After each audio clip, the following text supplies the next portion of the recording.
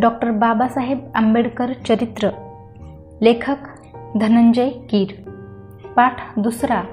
बालपण आणि शिक्षण. इंग्रजी 2री-3री पर्यंत भीमाचा अभ्यास यथातथाच चालला होता. अद्याप तो उन्हाळकीतच रममान होत असे. बागकामाचा त्याला अतिशय नाद लागला होता. जो पैसा हाती लागे त्याचा रोपटी विकत घेण्यात तो व्यय होई. अभ्यासावरून मन उडण्यास तसेच आणखी एक घरगुती कारण होते. एका सणाच्या दिवशी भीमाबाईचे दागिने तिच्या सवतीने घातले होते. ते पाहताच मीराबाईंना भीमाबाईंची आठवण होऊन रडू कोसळले. मुलेही रडू लागली. हा प्रकार पाहून त्यांना झोंबतील असे शब्द रामजी संतापाने बोलले. भीमाच्या मनाने त्या क्षणापासून घेतले की आपण बापावर अवलंबून न राहता स्वतंत्र आयुष्य कंठायचे. दुसऱ्याची गुरे राखणे, शेतात काम करणे अशीही तो हलकी सलकी कामे करू लागला. एकदा तर त्याने सातारा स्थानकावर हमाली केली. ते ऐकून त्याच्या आतेचा जीव हळहळला. दुःखातिशयामुळे तिने त्याला शिक्षा केली नाही. स्वतंत्रपणे जगण्याची ती लेकराची लहर भीमाच्या मनात अधूनमधून उसळी घेई. सातारकडचे इतर मुलगे मुंबईस जाऊन गिरणीत नोकरी करतात. त्याचप्रमाणे आपणही मुंबईस जाऊन गिरणीत नोकरी करावी, स्वावलंबी व्हावे असे भीमाला वाटे. पण हा निश्चय कृतीत कसा उतरावा, गाडी भाड्यास पैसे कुठून आणायचे असा प्रश्न त्याच्यापुढे उभा राहिला. त्याला एक युक्ती सुचली. आतेच्या कंबरेला असणारी पैशाची पिशवी लांबवून आपला कार्यभाग उरकायचा. त्याने तसा बेत रचला. त्यावेळी छोटा भीम आतेच्या कुशीतच झोपायचा. आतेच्या उजव्या बाजूला कोणी कोणत्या दिवशी झोपायचे आणि डाव्या बाजूला कोणी झोपायचे हे सुद्धा भावंडात ठरलेले असे. जागून पाळत ठेवून एकदाची भीमाने आतेची ती पिशवी लांबवलीच. पण पाहतो तो त्यात अर्धाच आणा. त्याला अतिशय वाईट वाटले. त्याला पश्चातापही झाला. त्याच्या मनाने घेतले की अशी चालाखी करून पळ काढण्यापेक्षा झटून अभ्यास करून आपण आपली प्रगती साधावी, स्वतःच्या पायावर उभे राहावे, आपला उत्कर्ष साधावा हेच श्रेयस्कर. या प्रसंगाने भीमाच्या जीवनास पूर्णपणे कलाटणी मिळाली. त्याच्या मनावरील अविचाराचे सावट दूर झाले. त्याने आपल्या उन्हाळकीच्या सवयी टाकून देण्याचा त्याच क्षणी निर्धार केला. त्या दिवसापासून भीमाच्या अभ्यासात मेहनतीची आणि मनाची भर पडली. वर्गात शिक्षकांना भीमाच्या पालटलेल्या वृत्तीची, नवतेजाची ओळख झाली. पूर्वी जे शिक्षक भीमाच्या शिक्षणासाठी व्यर्थ व्यय करू नये असे निराशेने त्यांच्या वडिलांना सांगत, तेच शिक्षक आता भीमाच्या वडिलांना आग्रहाने सांगू लागले की सुभेदार, काय वाटेल ते करा, हा लपेष्टा काढा, पण या मुलाचे शिक्षण पार पाडा. विद्येनेच मनुष्य आले श्रेष्ठत्व या जगामाजी या वचनावर रामजींची अढळ श्रद्धा होती. ज्ञानाने थोरपणा वाढतो, मन तळपते अशी त्यांची मनोभावना होती. मुलांनी संस्कृत शिकावे, बुद्धिमान व्हावे, पंडित म्हणून नाव मिळवावे अशी सुभेदारांची महत्वाकांक्षा होती. आनंदरावाने संस्कृत शिकावे असे त्यांनी ठरविले. परंतु त्या सातारच्या माध्यमिक शाळेतील संस्कृतच्या शिक्षकाने निक्षून सांगितले की मी महाराजच्या मुलांना संस्कृत शिकवणार नाही. संस्कृत म्हणजे वेदपठणाची गुरुकिल्ली. शूद्रांनी व अतिशूद्रांनी वेदाध्ययन करणे हा घोर अपराध. हा अपराध करणाऱ्यांच्या कानांत शिशाचा तप्त रस ओतून त्यांना ठार करावे किंवा त्यांची जीभ छाटावी अशी धर्मग्रंथ प्रणीत शिक्षा असे. त्या काळी प्रामाण्य बुद्धिर्वेदेषु म्हणजे वेदास प्रमाण मानणारा तो हिंदू अशी लोकमान्य टिळकांनी हिंदूची व्याख्या केली. तरी वेदोक्ताचा अधिकार मात्र सर्व हिंदूंचा आहे असे त्या राष्ट्रनेत्यालाही म्हणवेना. मग पोकळ शब्दांची घोकंपट्टी केलेल्या त्या अंध पराभिमानी शास्त्रीबुवाच्या मनोवृत्तीला दूषण देणे योग्य नाही. आनंदरावाने निरुपाय म्हणून पर्शियन भाषा घेतली. आपल्यावरही तोच प्रसंग गुदरणार हे भीम समजून चुकला. सातारा माध्यमिक शाळेत 4थ्या इयत्तेत गेल्यावर भीमापुढे तो प्रश्न उद्भवलाच. तेच संकट उभे राहिले. संस्कृत शिक्षकांमधला धर्ममार्तंड जागा झाला. त्याने हिंदू भीमास संस्कृतपासून तोडून टाकले. अशा धर्मशिरोमणींनी परकीय आक्रमणांना इतक्या निष्ठुरतेने तोडे दिले असते तर स्वतःच्या मायभूमीत ते दास्यात गायीसारखे गयाळ होऊन पडले नसते. असे म्हणतात ते काही वावगे नाही. पुढील वर्षी भीम मुंबईस गेला तेव्हाही त्याला तसाच कडवट अनुभव आला. त्यापूर्वी नामवंत मुकुंदराव जयकरांची आणि संस्कृत भाषेची काही काळ तशीच ताटातूट एका शास्त्रीबुवांनी केली होती. भीमाची आता अभ्यासात बरीच प्रगती झाली होती. हार्वर्डची इंग्रजी पुस्तके आणि तरखडकरांच्या भाषांतर पाठमाला यांच्या सहाय्याने भीमाचा इंग्रजी विषय वडिलांनी चांगला घोटून घेतला होता. ही पुस्तके भीमाने मुखोद्गत केली. प्रतिशब्द कसा योजावा याविषयी वडिलांनी भीमाला भरपूर ज्ञान दिले. माझ्या इंग्रजीतल्या वक्तृत्वाचे आणि ग्रंथकर्तृत्वाचे श्रेय माझ्या वडिलांकडे जाते, असेच बाबासाहेब आंबेडकर कृतज्ञतेचे उद्गार काढीत. त्याचा मूळ इतिहास हा असा होता. मुलांना गणित विषय नीट समजवण्यासाठी एका पुस्तक वजा अभ्यासवहीत त्यांनी गोखले अंकगणितातील समग्र उदाहरणे सोडून ठेवली होती. बाबासाहेब पुढे स्वतःच्या कष्टाने संस्कृत भाषा शिकले. त्या भाषेत पारंगत व्हावे अशी त्यांची प्रबळ इच्छा होती. संस्कृत भाषेवर त्यांचे अमर्याद प्रेम होते. त्यांना संस्कृत वाङ्मयापुढे पर्शियन भाषा अगदी फिक्की वाटे. संस्कृत भाषेत काव्यमीमांसा आणि अलंकारशास्त्र आहे, नाटके आहेत, रामायण महाभारतासारखी महाकाव्य आहेत, तत्वज्ञान आहे, तर्कशास्त्र आहे, गणित आहे. आधुनिक विद्येच्या दृष्टीने पाहता संस्कृत वाङ्मयात सर्व काही आहे. तशी स्थिती पर्शियन भाषेची मात्र नाही. मला संस्कृत भाषेचा अभिमान असल्यामुळे ती चांगली अवगत व्हावी ह्याविषयी माझ्या अंतकरणात तळमळ आहे. तो सुदिन कधी उगवेल तो खरा, असे उद्गार अनेक वेळा पुढील आयुष्यात त्यांच्या तोंडून निघत. सुभेदारांच्या साताऱ्यातील नोकरीचा काळ संपला. त्यांनी आपले बिढाड मुंबईस आणले. परळ विभागातील डबक चाळीत ते राहू लागले. भीम प्रथम काही दिवस मराठा माध्यमिक शाळेमध्ये जाऊ लागला. सुभेदारांना तो आपल्या जीवनातील एकमेव आशा वाटे. तो त्यांच्या आशेचा आसरा आणि अभिमानाचा तारा होता. भीमाच्या साध्या यशाने त्यांच्या मनाला समाधान लाभत नसे. रात्रंदिवस त्याच्या उत्कर्षाची तळमळ लागून राहिली होती. त्या तळमळीचा अर्थ भीमाला मुळीच उमगत नसे. भीम म्हणजे, मी दरवर्षी परीक्षा बिनधोकपणे उत्तीर्ण होतो, मग माझ्या मागे असा अभ्यासाचा लकडा वडिलांनी का लावावा? हा सर्व कळकळीचा परिणाम भीमाच्या जीवनावर अप्रत्यक्षपणे घडून येत होता. त्याच्या ठायी अभ्यासक्रमाबाहेरील वाचनाची आवड उत्पन्न झाली. पुस्तकांचा त्यास हव्यास लागला. त्यासाठी तो अट्ट धरू लागला.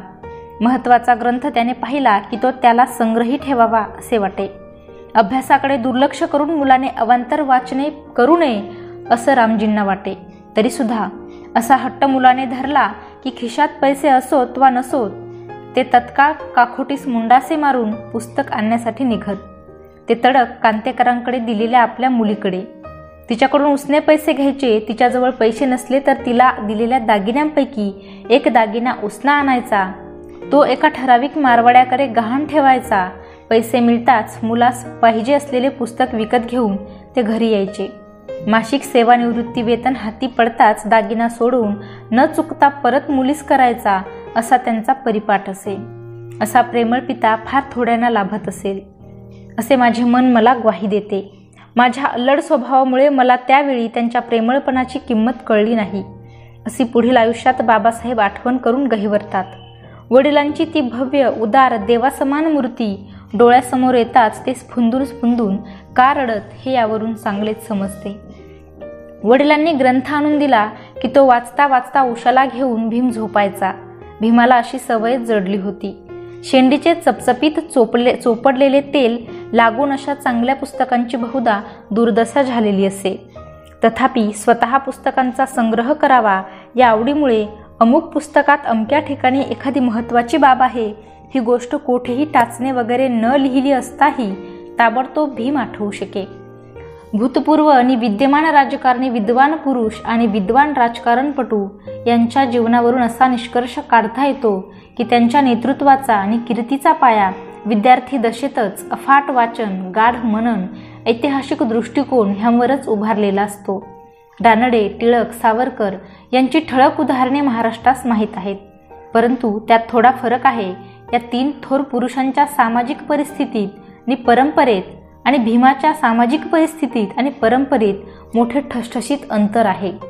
विद्येच्या सागरात आणि परंपरेत पाय ठेवूनच वर प्राप्त झालेल्या भीमाने शिक्षण घेतले. ही गोष्ट भयंकर पातक करण्यासारखी होती. हे प्राप्त करून घेण्याची इच्छा स्वप्नात सुद्धा करणे त्यास शक्य नव्हते. थोड्या दिवसांनी भीम एल्फिस्टनमध्ये माध्यमिक शाळेत जाऊ लागला.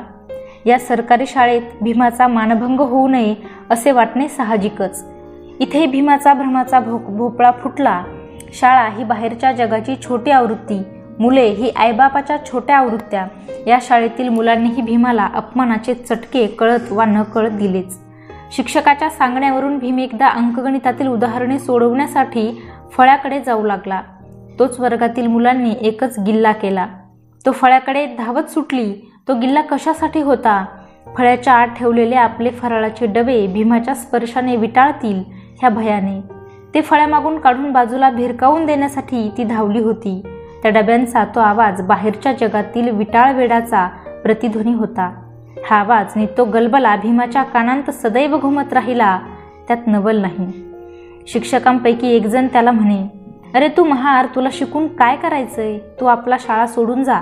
तेजोभंग करणारे ते शब्द सदोदित ऐकून भीमाचा संताप अनावर होई. एकदा तो ताडकन उठून खणखणीत आवाजात त्या शिक्षकास म्हणाला, महाशय, तुम्ही आपलं काम करा. नसती उठाठेव करायला तुम्हाला कुणी सांगितलं? भीमासाठी अभ्यासाकरिता स्वतंत्र खोली नव्हती. मुलांकरिता घरी शिक्षक ठेवणे सुभेदारांना शक्य नव्हते.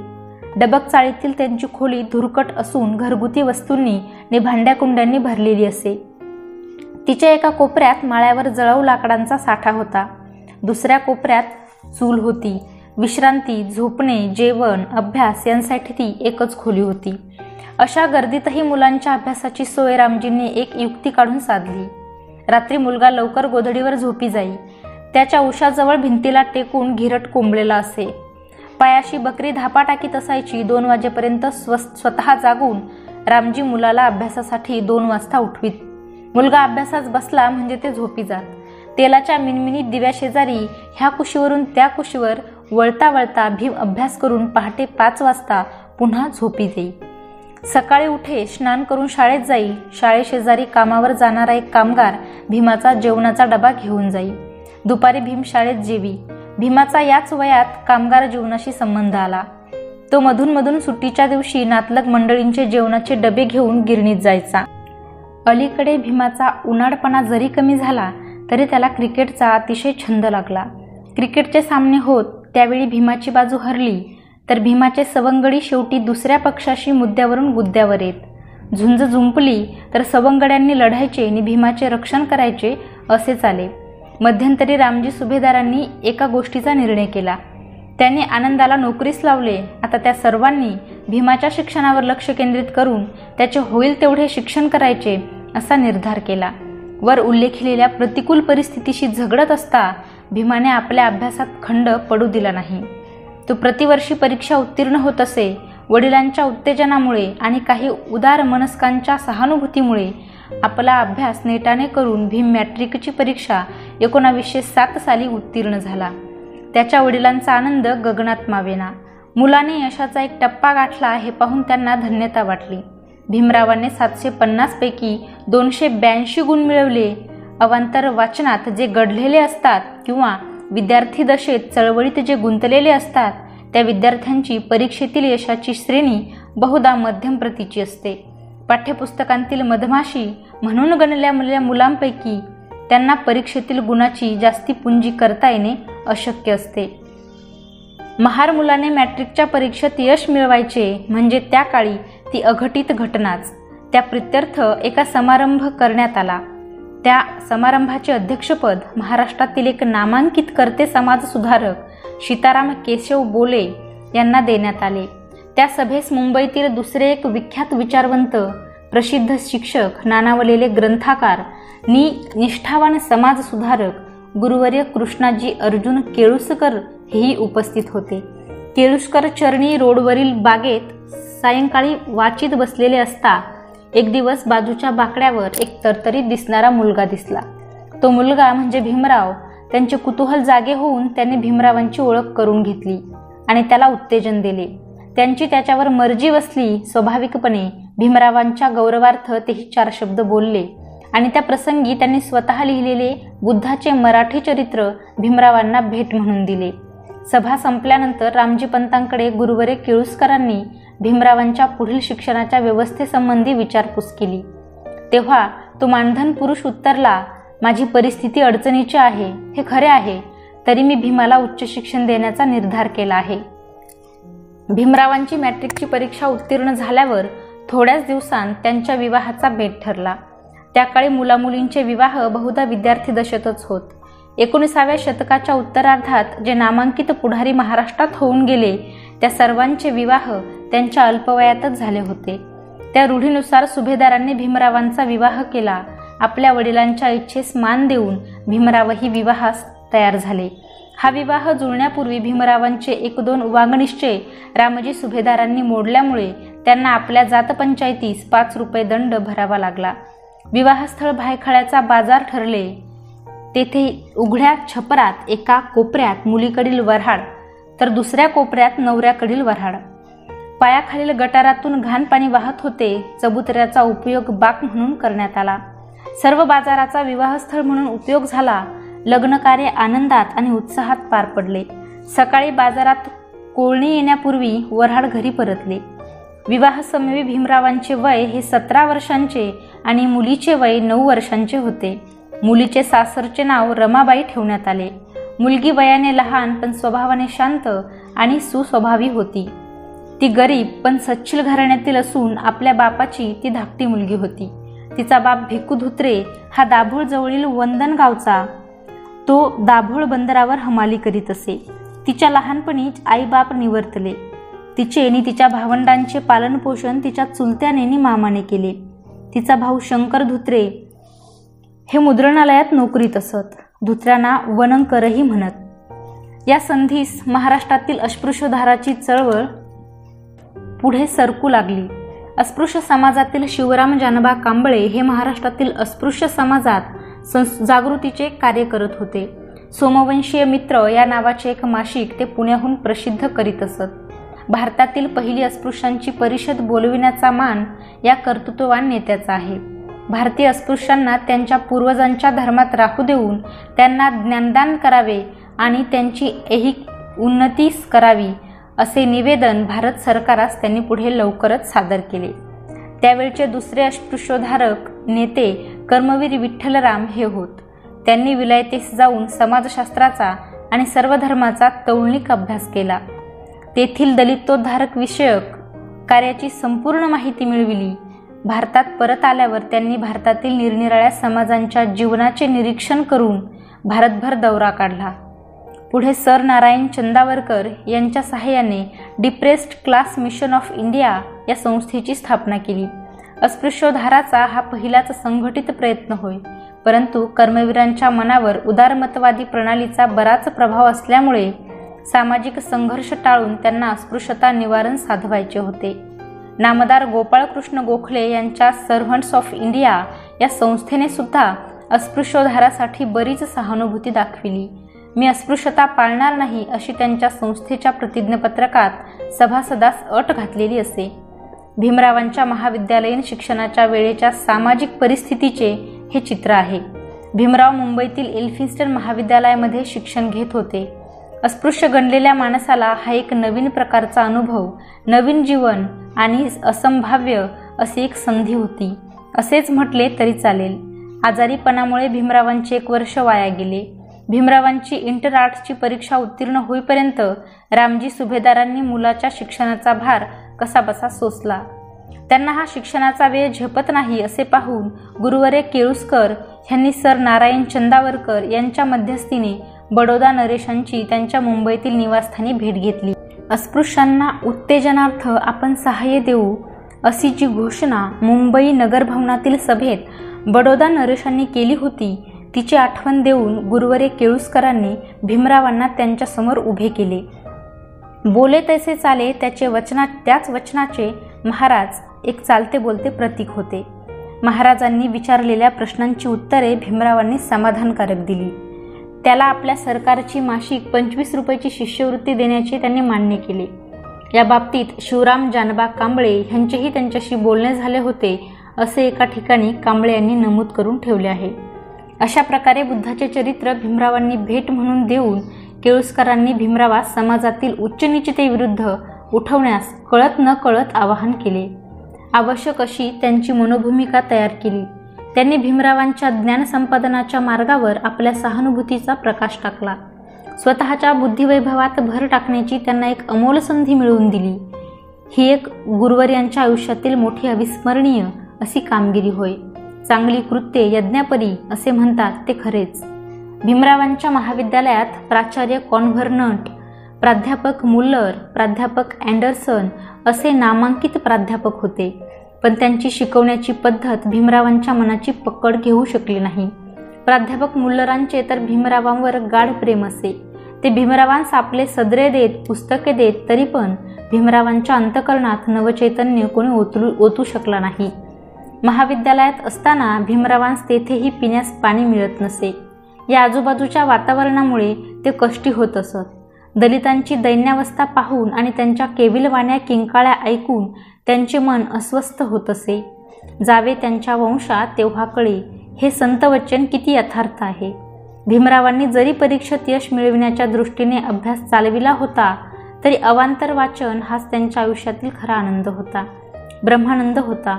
त्या महाविद्यालयांतील जीवनात योग्य असे मार्गदर्शन लाभले नसतानाही त्यांचे वाचन एका विशिष्ट ध्येयाने प्रेरित होऊन चालू असे. पुढील आयुष्यातील जीवन संग्रामासाठी जी बुद्धीला आणि मनाला संपन्न आणि सामर्थ्यवान करणारी साधने ती संपादन करण्यास त्यांनी जाणू आरंभच केला. याच वेळी पोयबावडे येथील इम्प्रूव्हमेंट चाळ नंबर 1 मध्ये रामजी सुभेदारांनी बिऱ्हाड हलविले. या चाळी सरकारने बांधावायचे ठरविले. तेव्हा रामजी सुभेदारांनी त्या काळच्या मुंबईच्या राज्यपालांची भेट घेतली आणि अस्पृश्य वर्गांसाठीही त्या चाळी खुल्या ठेवाव्यात असा त्यांच्याकडे अर्ज सादर केला. त्यांची फलश्रुती म्हणजे स्पृश्यांसंगे त्या चाळीत राहावयास जागा मिळाल्या ही होय. चाळ नंबर 1 मधील दुसऱ्या मजल्यावरील समोरासमोरील 50-51 क्रमांकाच्या खोल्यात आंबेडकर राहत असत. खोली क्रमांक 50 मध्ये भीमराव अभ्यास करीत. उठण्या बसण्यासाठी तीच खोली क्रमांक 51 मध्ये स्वयंपाकघर असे. खोलीत भीमराव अभ्यास करीत असता वडील बाहेर पहारा देत बसत. परीक्षा जवळ येताच भीमरावांनी झटून अभ्यास केला आणि 1912 साली झालेल्या BAच्या परीक्षेत ते यशस्वी झाले. पण योगायोग असा की भीमराव आंबेडकरांनी पुढे स्थापन केलेल्या सिद्धार्थ महाविद्यालयाचे पहिले प्राचार्यपद भूषविणारे अबा गजेंद्र गडकर हे याच परीक्षेत पहिले आले होते. भारतातील राजकीय असंतोषाने त्यावेळी पराकाष्ठेचे उग्र स्वरूप धारण केले होते. मतस्वातंत्र्य, सभा स्वातंत्र्य ह्यांची गळचेपी दिवसेंदिवस अधिक होत होती. याबाबतीत केलेली प्रार्थना, निषेध, निवेदने ही देशद्रोहाची गुणगुणच आहे असे ब्रिटिश सरकार माने. सरकारच्या मते त्या चळवळीचे सर्व नेते देशद्रोही होते. सरकारने लोकमान्य टिळकांची मंडालेला आणि सावरकर बंधूंची अंदमानला रवानगी केली. महाराष्ट्रातील तेजस्वी संपादकांना तुरुंगात डांबले होते. महाराष्ट्रातील क्रांतिकारकांतील आणि तरुण फाशी गेले. काही तुरुंगात खितपत पडले. या दडपशाहीमुळे सर्व देशभर असंतोषाच्या प्रचंड झंझावाती लाटा एकामागून एक पसरत होत्या. त्या हलकल्लोळामुळे शिवाजीचा महाराष्ट्र हादरला. त्यामुळे टिळकांच्या पुनरागमनापर्यंत महाराष्ट्रात भीषण शांतता पसरली. भारतातील या ज्वालाग्राही घटनांचे प्रतिध्वनी भीमरावांच्या देशाभिमानी मनावर किती खोलवर रुतले याचे चित्र त्यांच्या प्रांतिक कोशव्यवस्थेचा विकास या सुप्रसिद्ध ग्रंथास पाहावयास सापडते. सत्ता आपणहून क्वचित आत्महत्या करते हे तत्व सांगून आंबेडकर म्हणतात, गुन्हे होऊ नयेत म्हणून प्रतिबंध, निर्बंधाची गुन्हा आणि दंडसंहितेत तरतूद केली आहे. त्यावर संतुष्ट न राहता कार्यकारिणीने पृथ्वीच्या पाठीवर कुठल्याही देशात झाले नसतील असे काळे निर्बंध करून हिंदी निर्बंध संहितेस काळीमा लावली आहे. नोकरशाही ही सनातनी दडपशाही वृत्तीची नि बेजबाबदार असून ती सर्व महसूल, शिक्षण नि उद्योगधंदे यांवर खर्च न करता नोकरशाहीवर उधळत आहे. 1910 सालचा मुद्रणासंबंधीचा निर्बंध हा विचार आणि सभा ह्यांच्या स्वातंत्र्याची गळचेपी करणारा होता असे त्यांनी त्यात नमूद केले आहे. खऱ्या देशभक्तास शोभतील अशी ही धीट मते आहेत. मोर्ले मिंटो सुधारणाविषयीचे त्यांचे मत माननीय आहे. प्रांतिक सरकारची विधिमंडळे स्वतंत्र तर दाखवायची आणि त्यावर नियंत्रणही ठेवायचे आणि मंडळाचे अस्तित्व मात्र लोकप्रतिनिधींच्या मतावर अवलंबून ठेवायचे नाही, ही यात खरी गोम.